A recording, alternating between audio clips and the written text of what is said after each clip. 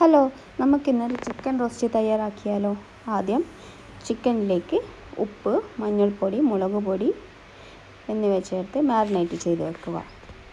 അതിനുശേഷം ഇത് oil fry ചെയ്തെടുത്ത് മാറ്റി വയ്ക്കാം. ഫ്രൈ ചെയ്ത പാനിലേക്ക് ഉള്ളി അരിഞ്ഞത്, ജിഞ്ചർ ഗാർലിക് പേസ്റ്റ് എന്നിവയിട്ട് വഴറ്റിയെടുക്കുക. ഇത് നന്നായി വഴന്നു വരുമ്പോൾ ഇതിലേക്ക് തക്കാളി ചെറുതായി അരിഞ്ഞത് ചേർത്ത് കൂടെ പച്ചമുളകും ഇട്ട് മൂടി വെച്ച് വേവിക്കുക.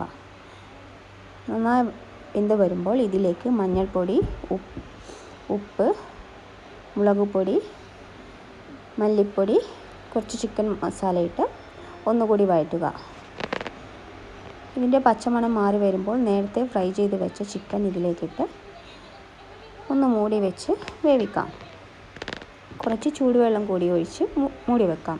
അതിനുശേഷം തേങ്ങ വറുത്തത്, കാഷ്യൂനട്ട് എന്നിവ അരച്ച് ഇതിലേക്ക് ചേർത്ത് ഒന്ന് ചൂടായി വരുമ്പോൾ എടുത്ത് മാറ്റി വെച്ച് ഉപയോഗിക്കാം.